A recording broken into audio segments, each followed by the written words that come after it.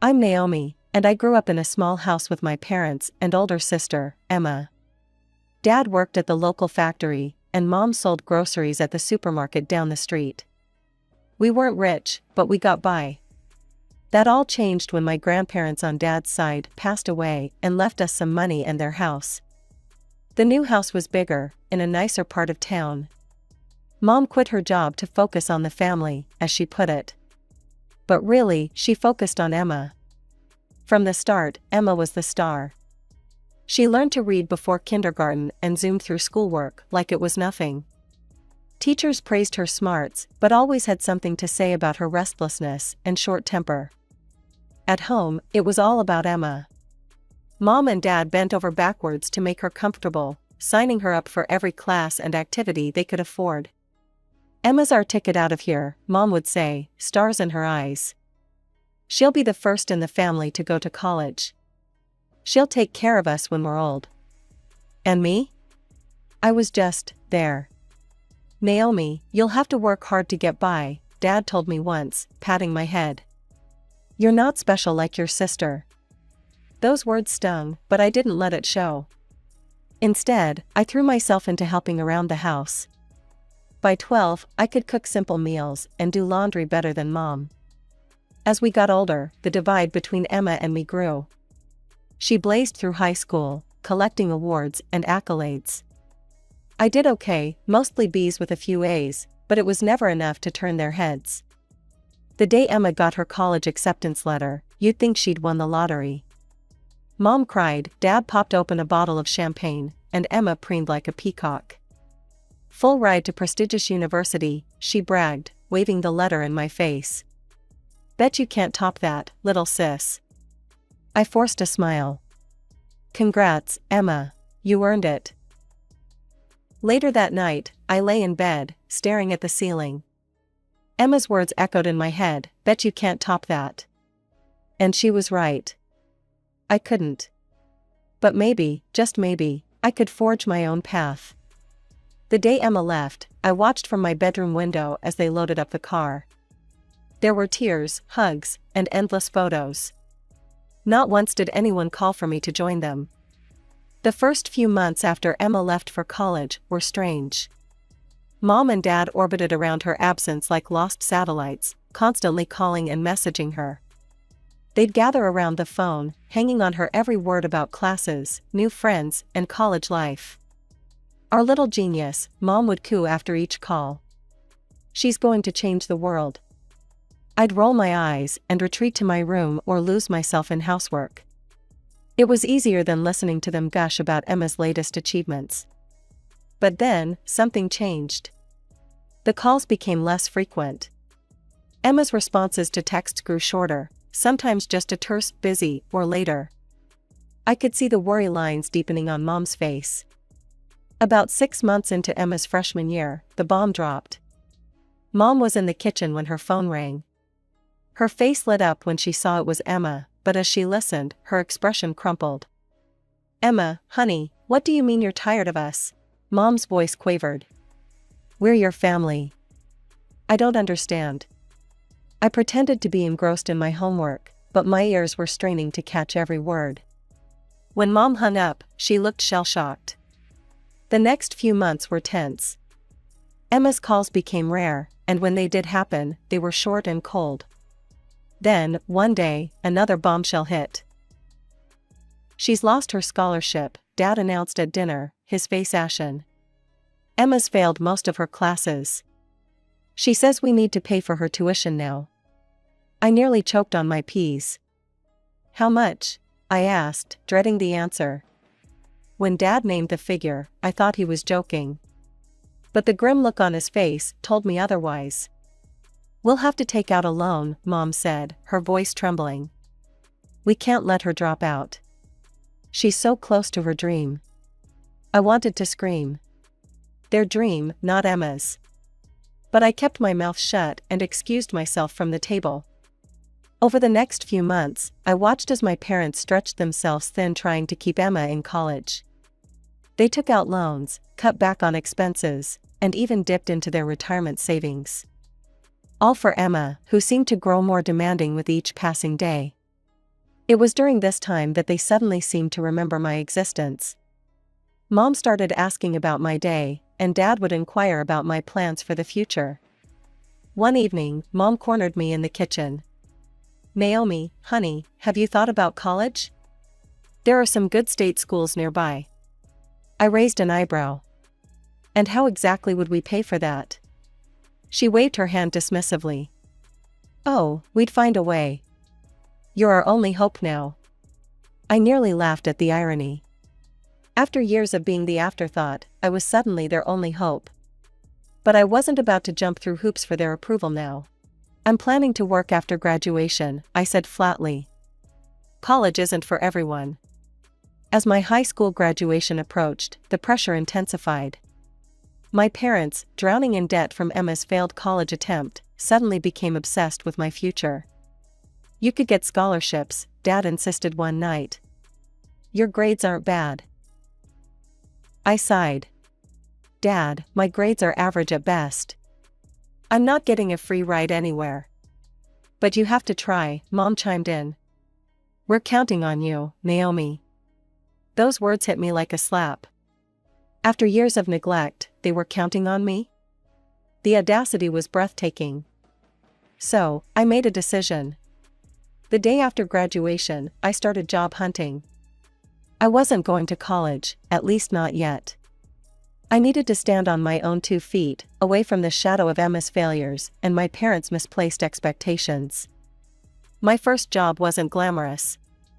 I landed a position at a small advertising agency, mostly doing grunt work, filing papers, getting coffee, and occasionally sitting in on meetings. Every paycheck felt like a step towards independence. Meanwhile, the situation at home was growing more tense by the day. Emma had dropped out of college, leaving our parents with a mountain of debt and shattered dreams. And then came the next bombshell. I remember the day clearly. I had just gotten home from work when I heard raised voices from the living room. "Pregnant?" Mom's voice was shrill. "Emma, how could you be so irresponsible?" I peeked around the corner to see Emma, looking defiant as ever, facing off against our shell-shocked parents. "It's not a big deal," Emma said, rolling her eyes. "Tyler's loaded. His family will take care of everything." I couldn't believe what I was hearing. Emma had always been self-centered, but this was a new low. She was treating her pregnancy like a get-rich-quick scheme. Over the next few weeks, our house turned into a war zone. Mom and Dad were constantly on the phone, trying to reach Tyler's family. Emma lounged around, acting like a princess waiting for her prince to sweep her off her feet. And me? I was caught in the middle, trying to keep my head down and focus on my work. But of course, it couldn't last. One evening, Mom cornered me in the kitchen. "Naomi, sweetie," she began, her voice syrupy sweet. "We need your help. Could you watch Emma's baby sometimes after it's born? Just for a few hours here and there?" I nearly dropped the plate I was washing. "What? Mom, I work full-time. I can't be a babysitter." Her face fell. "But we're family. We need to support each other. Emma's going through a tough time." I couldn't hold back anymore. "And whose fault is that? Emma made her choices. Why should I have to sacrifice my life for her mistakes?" The argument that followed was explosive. Years of pent-up resentment came pouring out. I told them everything, how neglected I'd felt, how unfair their treatment had been, how tired I was of being the family afterthought. By the end, we were all in tears.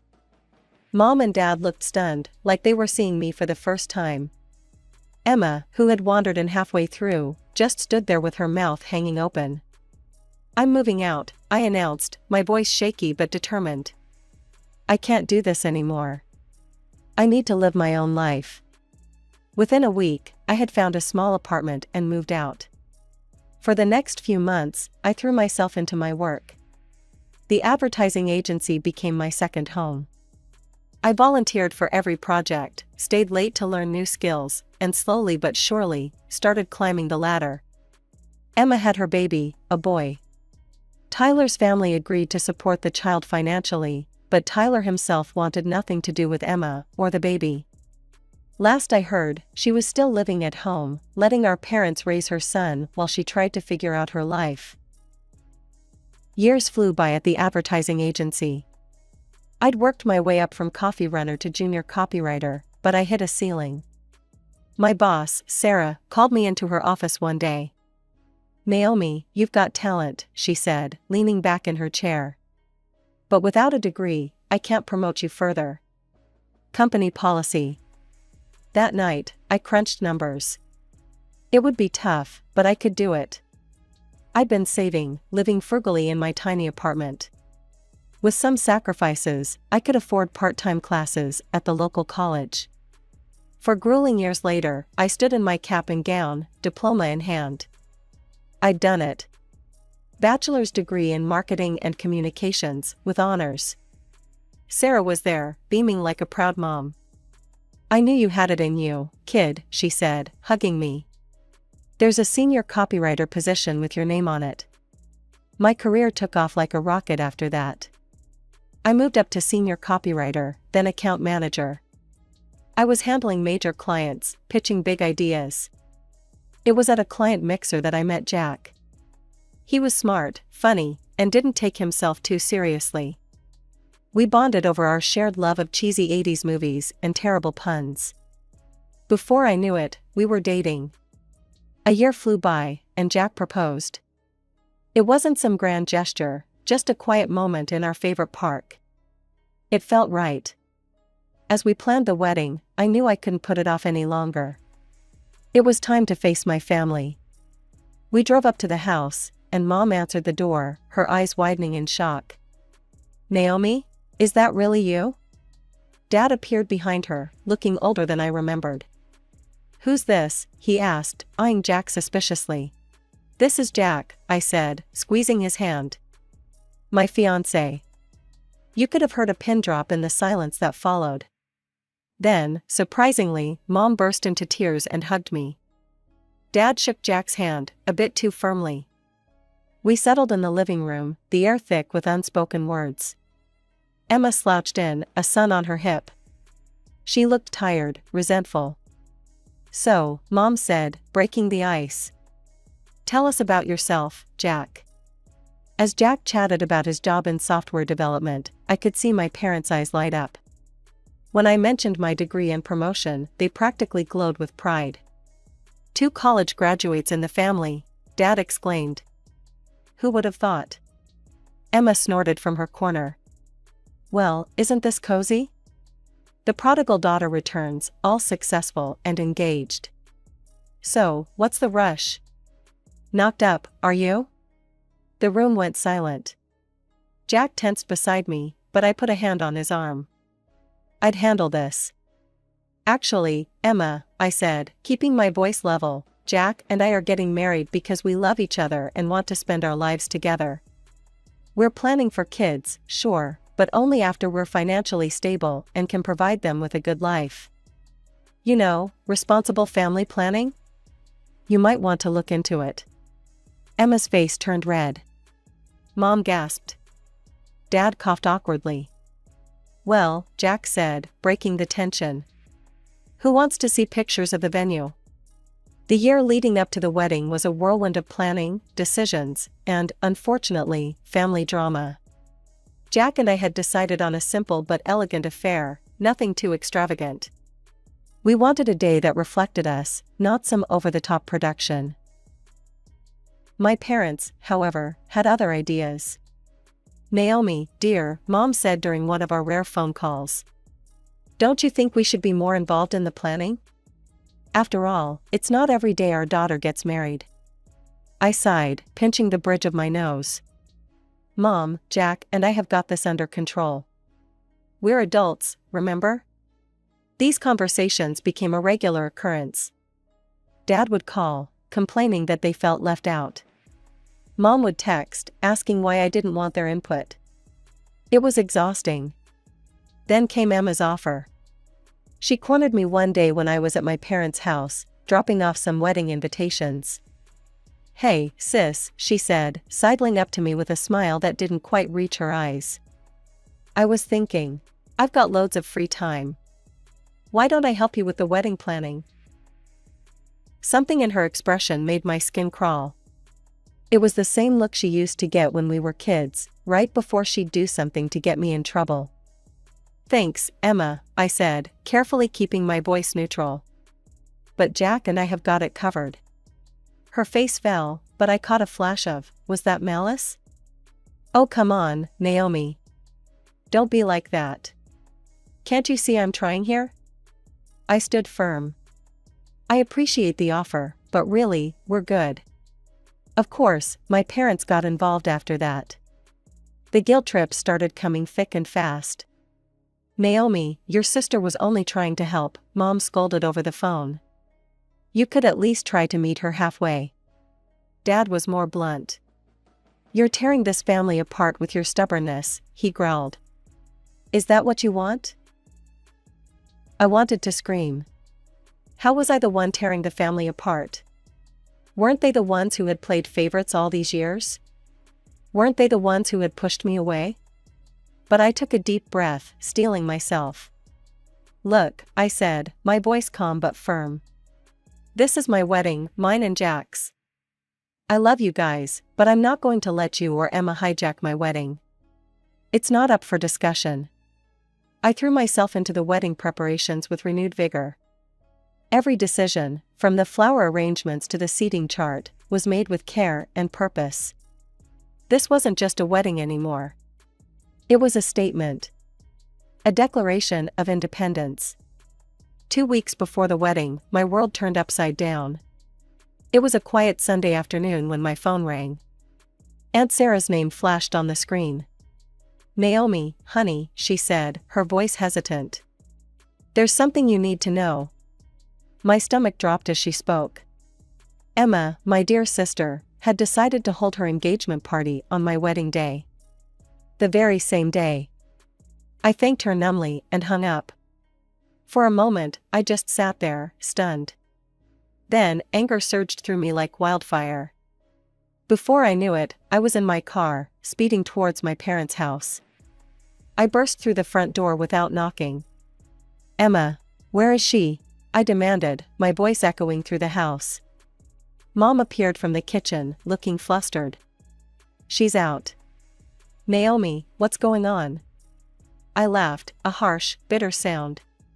What's going on? Oh, I don't know. Maybe the fact that my dear sister is planning her engagement party on my wedding day. The color drained from my parents' faces.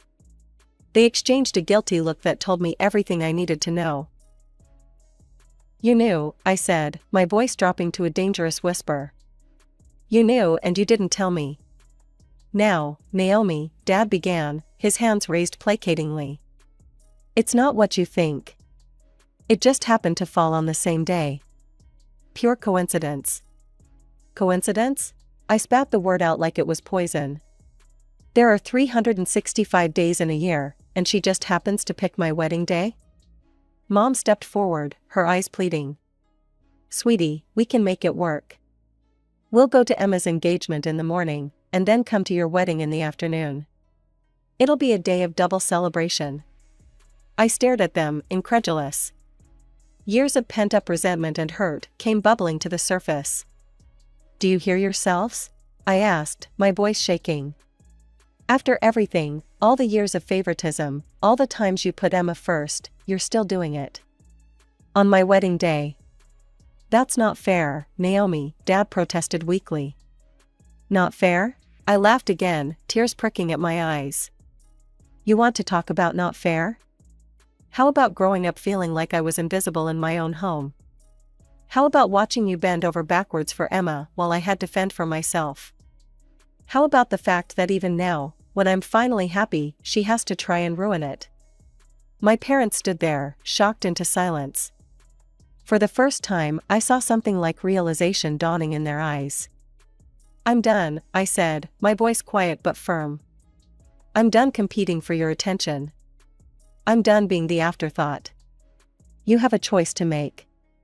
You can come to my wedding, my whole wedding, not just part of it, or you can go to Emma's engagement. But you can't do both.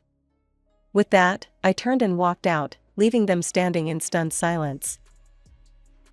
I spent the evening drafting a polite but firm email to all our guests, explaining that due to unforeseen circumstances, I needed to confirm attendance. I didn't mention Emma or her engagement. I didn't need to air our family drama to everyone. Over the next few days, responses trickled in.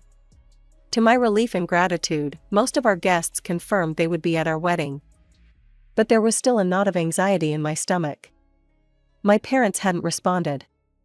The morning of my wedding day dawned bright and clear.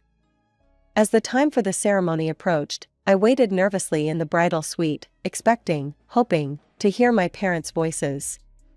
But they didn't come. The realization hit me like a punch to the gut. They weren't going to be there to walk me down the aisle.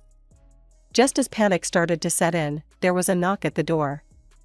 My best friend Lisa opened it to reveal my Uncle Robert, my dad's brother. "Naomi," he said, his eyes tearing up as he saw me. "You look beautiful, sweetheart." "Uncle Robert," I choked out, fighting back tears. "They're not coming, are they?" He shook his head sadly. "I'm so sorry, honey. But listen, if you'll have me, I'd be honored to walk you down the aisle." With Uncle Robert by my side, I made my way down the aisle. Jack's face when he saw me made all the stress and drama fade away. In that moment, it was just us. After the ceremony, as guests mingled during the cocktail hour, I pulled aside one of the venue's security guards. "If anyone tries to come in late," I said, my voice firm, "don't let them in. No exceptions." I rejoined the party, determined to enjoy every moment. And I did. Surrounded by friends and family who had chosen to be there for us, I felt loved and supported. But then, as I was chatting with some college friends, I saw a commotion near the entrance. My heart sank as I recognized the voices. "Let us in. Our daughter is getting married." My mother's shrill voice carried across the room. "We're the parents of the bride. We have every right to be here." My father's angry tones joined in.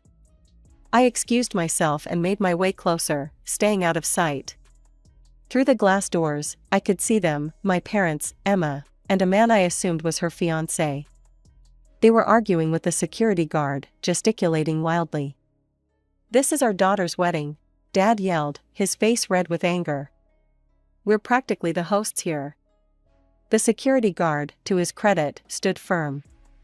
"I'm sorry, sir, but I have strict instructions not to allow any late guests. No exceptions." Emma pushed forward, her face twisted in a sneer. "Oh, I bet this was Naomi's idea. Always so dramatic." I felt a hand on my shoulder and turned to see Jack. "You okay?" he asked softly. I nodded, turning back to the scene. My parents were now threatening the guard, saying they'd call the police, that they'd sue the venue. It was embarrassing and heartbreaking all at once. Just then, my mother spotted me through the glass. Her eyes widened, and she started waving frantically, calling my name. My father and Emma joined in, all of them making a spectacle of themselves. I looked at them for a long moment, taking in the sight of my family, the people who were supposed to love and support me unconditionally, making a scene at my wedding. Then, with a calm I didn't know I possessed, I turned my back on them and walked away. "Come on," I said to Jack, taking his hand. "Let's go cut the cake. We have a marriage to celebrate." As we walked back to our guests, I felt a weight lift off my shoulders. For the first time in my life, I had truly put myself first. It hurt, yes, but it also felt right. This was my day, my life, my choice. The days following the wedding were a blissful blur. It was a sunny Tuesday afternoon when my phone rang. Mom's name flashed on the screen, and I felt a knot form in my stomach. Taking a deep breath, I answered. "Hello?" "Naomi," Mom's voice came through, tight with barely contained anger. "We need to talk about what happened at your wedding. Your own parents. And Emma. We raised you better than this. We never expected such attitude and neglect from you. Are you quite finished?" I asked calmly when she paused for breath. No, I am not, she snapped. We're waiting for an official apology from you. You need to recognize your mistake and make this right. This time, I couldn't hold back my laughter. It bubbled up from deep inside me, years of pent-up frustration finding release. Naomi, Mom gasped, sounding scandalized. This is no laughing matter. I took a deep breath, composing myself. You're right, Mom. It's not funny. It's sad. Sad that you still can't see how you've hurt me. Sad that you think I owe you an apology when you couldn't even be bothered to show up to my wedding. But Emma's engagement was on the same day by her choice, I cut in. And you chose her, again, like you always have. There was a long pause. When Mom spoke again, her voice was smaller, uncertain. Naomi, we're your parents. You can't just cut us out of your life. Watch me, I said, surprised by the steel in my own voice. I'm not going to apologize, Mom. And I'm not going to communicate with people who didn't even take the time to congratulate their daughter on her wedding day. I stood there for a moment, phone in hand, feeling a strange mix of sadness and liberation. Then I felt arms wrap around me from behind. You okay? Jack asked, resting his chin on my shoulder. I leaned back into him, smiling. Yeah, I think I am. Better than okay, actually. And I meant it. For the first time in my life, I felt truly free. Free from the expectations, the comparisons, the constant feeling of not being enough. In the months that followed, life settled into a new, wonderful rhythm. Jack and I threw ourselves into our careers, saving up for our dream home. Our evenings were filled with house hunting, planning for the future, and simply enjoying each other's company. Work was going better than ever. Without the constant drain of family drama, I found myself more focused, more creative. I landed a big account that put me in line for a promotion. As for my family, I stayed true to my word. I didn't call, didn't write, didn't check in. It was hard at times, especially during holidays, but Jack's family welcomed me with open arms, showing me what unconditional love and support really looked like.